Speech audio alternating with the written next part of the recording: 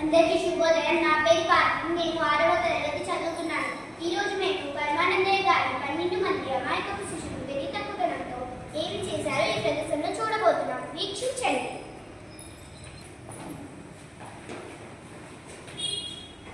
పలహారం ఉడికిందో లేదో, అయ్యవారు వచ్చే సమయమైంది, సిద్ధం చేయాలి.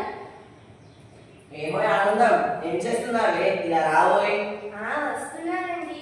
ఇంతకు మీరు పూజ ముగించుకొని వచ్చారా అండి? నేను పూజ ఎప్పుడో ముగించుకున్నాను. నువ్వు పలహారం పెట్టి తిరిగి వెళ్దామని ఆగాను. మీకోసమే పలహారం సిద్ధం చేస్తున్నానండి. సరేలే ఆనందం, నేను వెళ్ళి మన అమాయకులైన శిష్యులు ఏం చేస్తున్నారో, నిద్ర దిగిచారో లేదో చూసేసి వస్తాను. సరే అండి.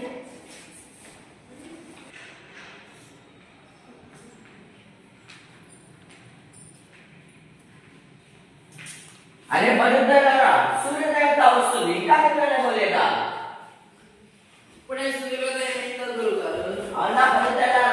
వెళ్ళి నది స్నానం చేసేయండి, పాఠాన్ని బోధిస్తాను. అదే రండి, ఆ సూర్యోదయం కావస్తుంది. తొందరగా స్నానం చేసి గురుగారి వద్దకు వెళ్ళి ఆశీర్వాదం తీసుకుందాం.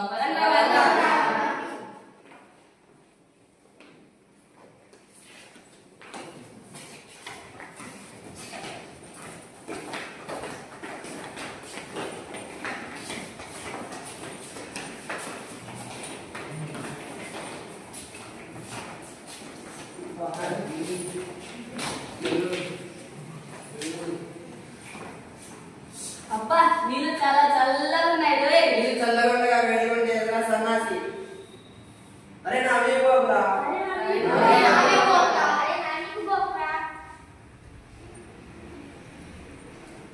అరే ఆగండి రా, మనలో అందరూ ఉన్నారో లేదో లెక్క పెడతాను. 1 2 3 4 5 6 7 8 9 10 11. అరే మనలో ఒకరు చచ్చిపోయాడు రా.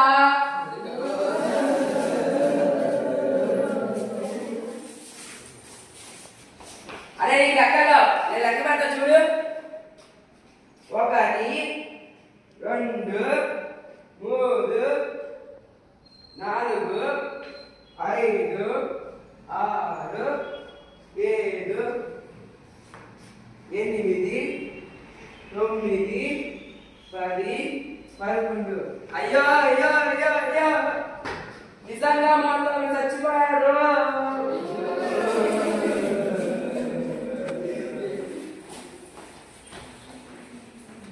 అదే మీ అబ్బాయి లెక్క రావు, మీ లెక్క పెడతా చూడండి.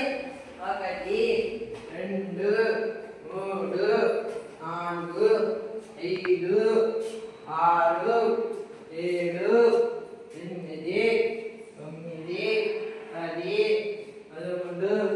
యో యో యో యో, నిజంగానే మనం ఒక నది మింగేసింది రోయ్.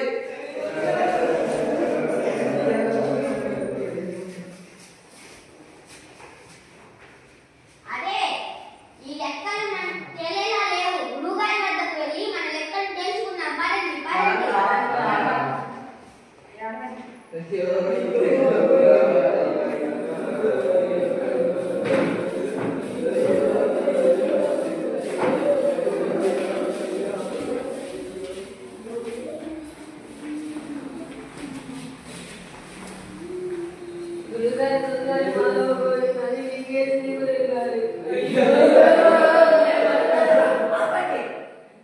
ఏంటి ఒకసారి లెక్క వేసి చూపి. 1 2 3 4 5 6 7 8 9 10 11 ఉన్నారు.